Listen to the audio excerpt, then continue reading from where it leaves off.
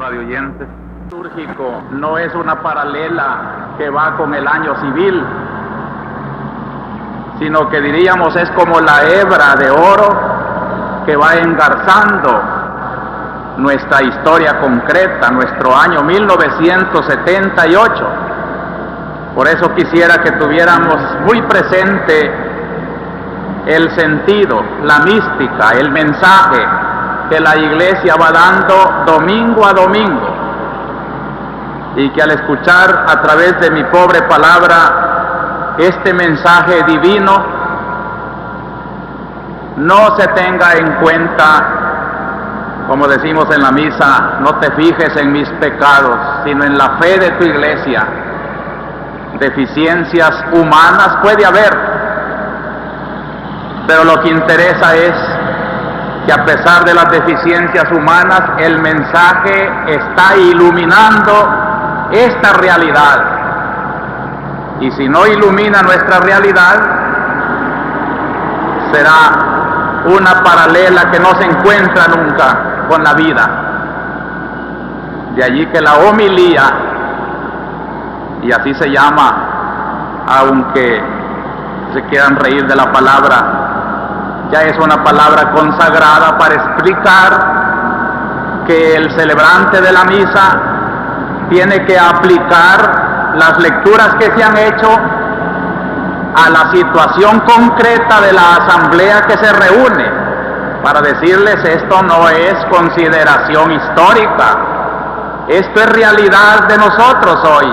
Esta palabra que se ha leído, aunque fue escrita hace muchos siglos, es palabra de un Dios eterno, hablándole hoy aquí a sus salvadoreños reunidos en la catedral o aglomerados en torno de un aparato de radio para reflexionar. El año litúrgico se encuentra hoy como cuando el sol se encuentra al mediodía, en su cenit. El tiempo pascual son 7 semanas, los 50 días desde la resurrección de Cristo hasta Pentecostés, que quiere decir plenitud.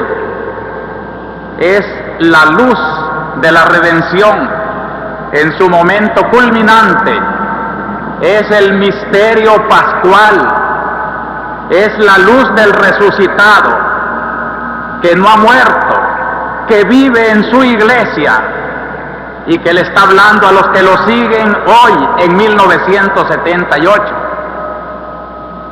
Hoy terminan los 3 primeros domingos del tiempo pascual, en que la Iglesia, como esposa embelesada en el recuerdo de su hermoso resucitado, recuerda pasajes históricos de esa revelación, de esa resurrección.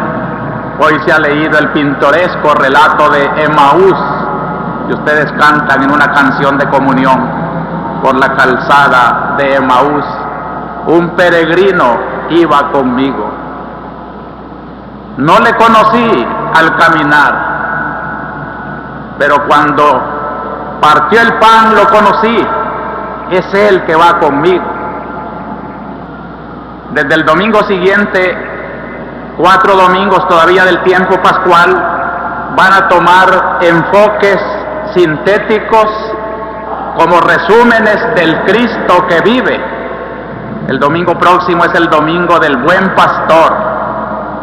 Hermoso pensar que este Cristo que vive me ama, me conoce por mi nombre, como lo vamos a ver el próximo domingo. Solo quiero adelantarles este detalle, que el Papa ha querido que el domingo del buen pastor sea también el domingo de las vocaciones. Y por eso el próximo domingo, ya desde ahora se los aviso, para que toda la semana sea de una intensa oración por las vocaciones. El Papa expresamente ha dicho que no se trata de pedir limosna, se trata de despertar conciencia en el pueblo, que el sacerdote, la religiosa, el seminarista, todas esas personas que, inspiradas por un ideal de consagración a Dios, lo buscan más de cerca al Señor, son personas que han recibido esa inspiración de Dios, de la vocación, y que el pueblo entero está comprometido a pedir para que no falten en su servicio sacerdotes, religiosas y, gracias a Dios, seminarios como el de hoy, que se encuentran llenos de jóvenes buscando este anhelo sacerdotal. Mucha oración, hermanos. La oración es la paga para comprarle, diríamos, a Dios estas gracias tan inmensas que se llama la vocación. Y si jóvenes de ambos sexos sienten ese llamamiento, esa vocación a la vida consagrada, esta es una semana muy propicia para pensar mucho en esto. Las lecturas primeras durante todo este tiempo pascual están tomadas del libro de los Hechos de los Apóstoles, ese momento precioso histórico en que la vida de Cristo, que ya terminó con la crucifixión en el Calvario, se ha convertido en una vida mística. Es la iglesia, es la historia de la iglesia naciente. Lean mucho en esta temporada de Pascua los Hechos de los Apóstoles, sobre todo léanlos en comunidad, queridas comunidades eclesiales de base. Miren en los Hechos de los Apóstoles la inspiración de esa vida eclesial de nuestro tiempo. Y las segundas lecturas, que siempre es una carta de un apóstol, está tomándola de la primera carta de San Pedro, el testigo fidedigno, el que en esta mañana precisamente aparece en las dos lecturas, anunciando al pueblo el gran querigma, así se llama, querigma, el anuncio, la noticia, la gran revelación, que Cristo murió bajo la maldad de los hombres, pero que Dios convirtió ese crimen en redención de todos, porque lo resucitó, y resucitado vive para salvación de todo el que crea en Él. Este es el gran querigma de la iglesia, el gran anuncio que seguimos predicando como Pedro. Los predicadores, catequistas, celebradores de la palabra no tienen que salirse de esa gran noticia, que Cristo murió por nosotros y que Cristo resucitó para restaurarnos nuestra vida. Este es el mensaje. Y estos domingos tan iluminadores, tan consoladores, tan llenos de esperanza y de vida en el Cristo vivo que vive aquí en su iglesia, el Salvador lo va pasando en la realidad de nuestra vida salvadoreña. Y aquí es donde, hermanos, mi palabra encuentra tantos obstáculos. No es que yo sea el poseedor de la única verdad, sería un loco si yo quisiera ser el poseedor de la verdad y quisiera que todos pensaran como yo. Gracias a Dios que tengo más apertura para buscar entre todos la verdad y recriminar cuando alguien quiere monopolizar un hecho y manipularlo a su gusto. Quiero hacer profesión de fe solemne en este momento de mi adhesión al Santo Padre. El Papa ha sido siempre para mí una iluminación y pienso morir fiel a Él. También quiero profesar mi comunión con el cuerpo episcopal del mundo y agradecer a obispos tan conspicuos como el que en esta semana me manda un mensajero y un mensaje especial, el cardenal arzobispo de Westminster, cardenal Hummer, que expresa su admiración, su cariño para esta arquidiócesis e invita a su pastor, cuando le sea posible, ir a hacer una visita a su sede de Inglaterra. Muchas gracias por este inmenso honor que manifiesta mi comunión con el episcopado universal, así como agradezco tantas muestras de solidaridad de queridos obispos de Centroamérica, del continente y hasta de Europa, lo cual indica pues que el obispo de San Salvador, aunque no sea infalible porque no es el Papa ni posee toda la verdad, sin embargo solidario con su clero, con su pueblo, va peregrinando en busca de esa verdad, y esta presencia de la catedral llena, y esa solidaridad de tantos aparatos de radio que ahora están anunciando allá sobre las plazas de los pueblos o de los cantones, o de muchos grupitos que en torno de un radio están meditando y se quedarán después meditando esta palabra, me está diciendo, hermanos, que esta palabra nunca se quedará sola, sino que es una búsqueda sincera en comunión con mi pueblo de esa verdad, y desde esa verdad que trato de predicar y de seguir, ilumino estos hechos para que no se dejen manipular solamente de una parte y hacer, en cuanto de la iglesia nuestra depende, la justicia, la verdad, la voz de los que no se oyen. Y todo esto, queridos hermanos, en un marco pascual que yo quisiera que fuera como el núcleo doctrinal.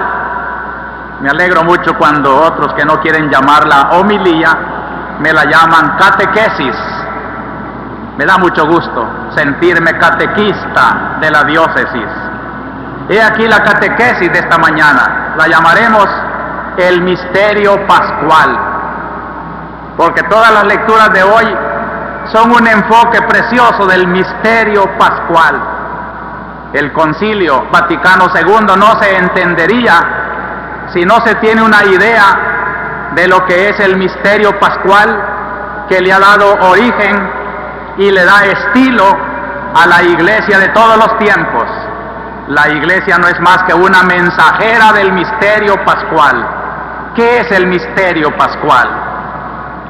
El concilio lo define así: Cristo Señor llevó a cabo la obra de la redención humana y de la perfecta glorificación de Dios, que prefiguraron los prodigios del pueblo del Antiguo Testamento. Esta obra Cristo la llevó a cabo principalmente por el misterio pascual de su bienaventurada pasión, resurrección de entre los muertos y gloriosa ascensión. Por este misterio pascual, muriendo, destruyó nuestra muerte, y resucitando, reparó la vida, pues del costado de Cristo dormido en la cruz nació el admirable sacramento de toda la iglesia. Qué precioso texto.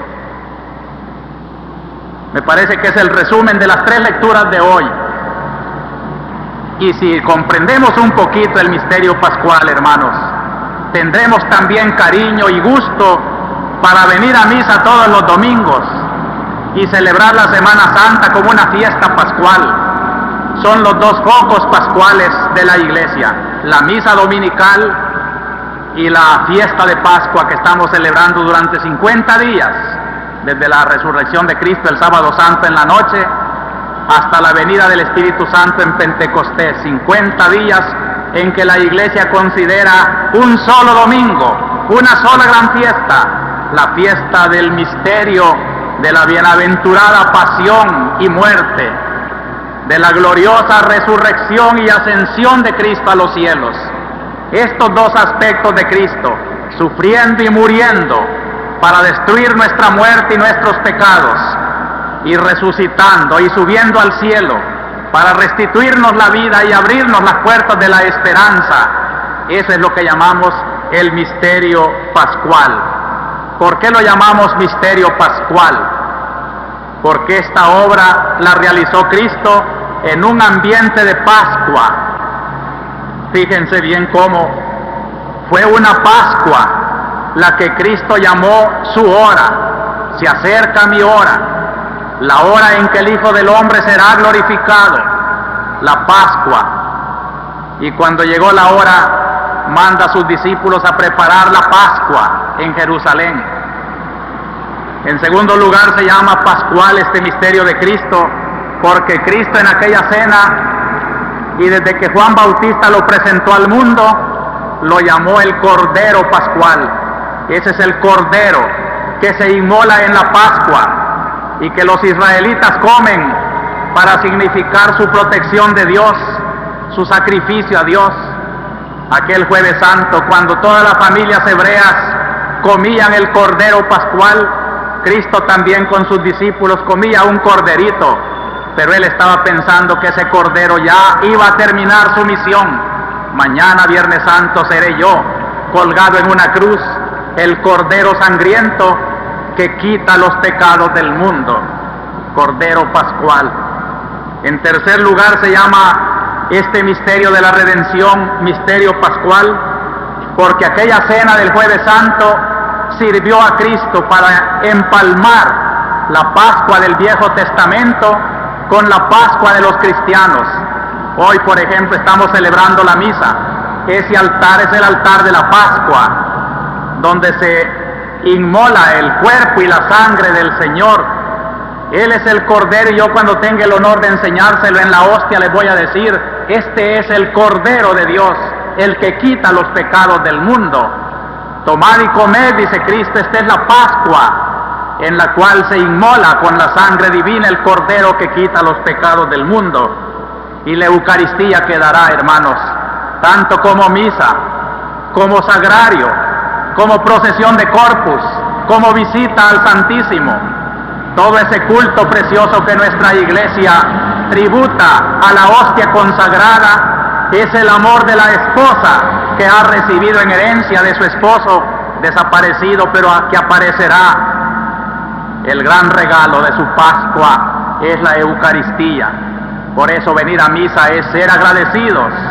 Venir a misa es sentirse el Israel espiritual.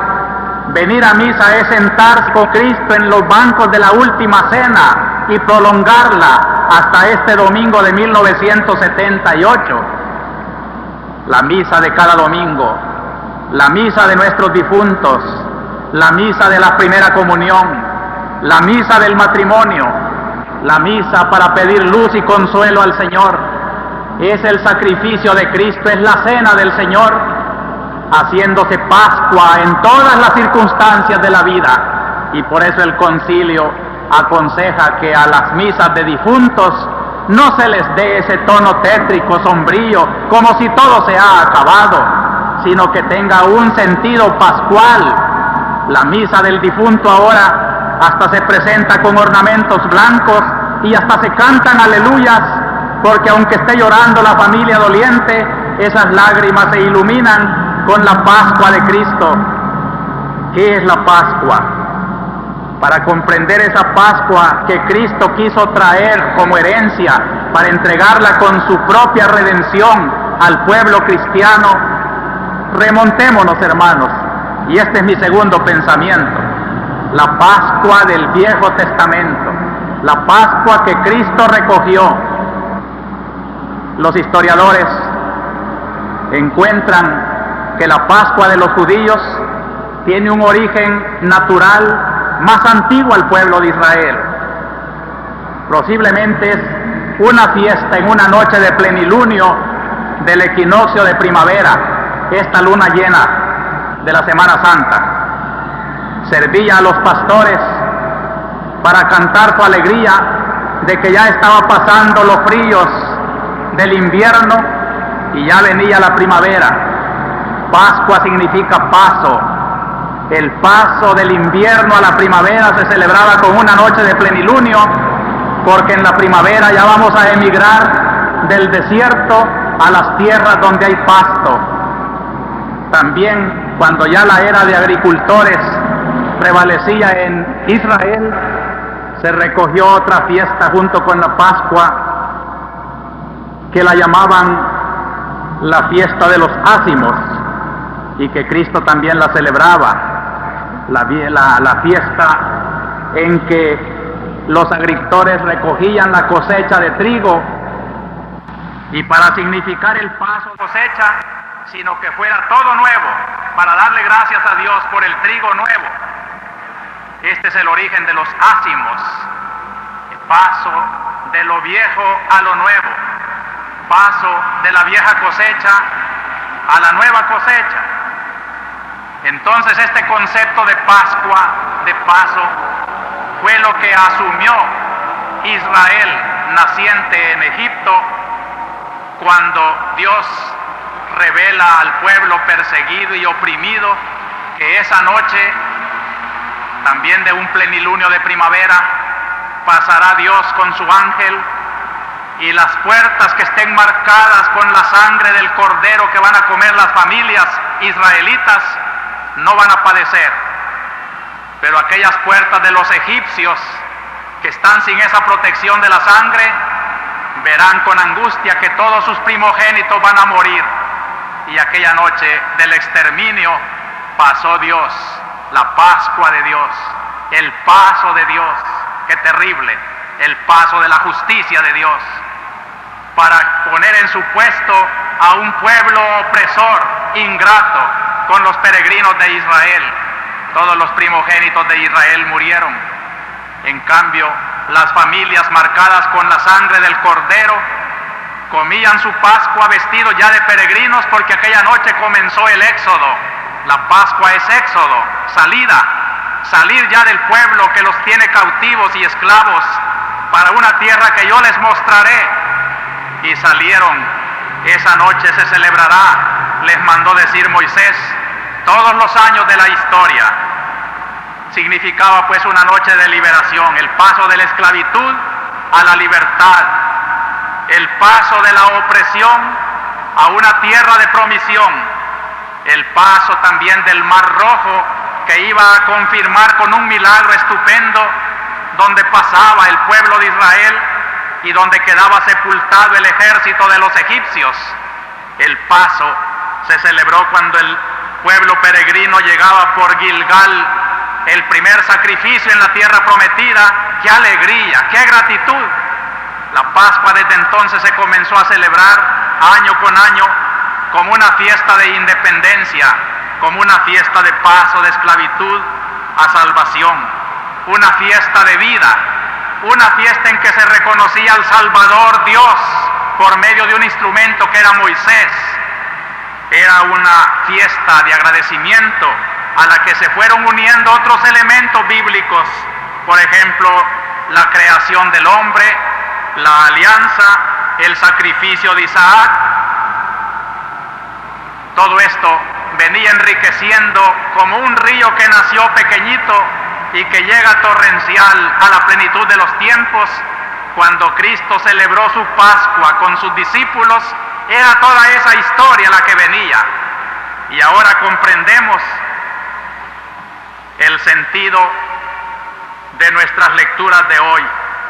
La Pascua cristiana, la Pascua que Cristo celebró asumiendo todos esos símbolos del Viejo Testamento para llenarlos de la realidad redentora que Él iba a realizar con su muerte, con su resurrección y con su ascensión a los cielos. La Pascua es ese misterio de Cristo, porque en ese Cristo muerto por nosotros, resucitado por nosotros, viviente por nosotros, eternamente, nosotros vemos el estilo de nuestra iglesia. No comprenderá a su iglesia el católico que no tiene ideas del misterio pascual. Por eso he querido que en el ámbito de esta Pascua de 1978, vivida en El Salvador, muy parecida a los israelitas de Egipto, recordemos que Dios va con nosotros.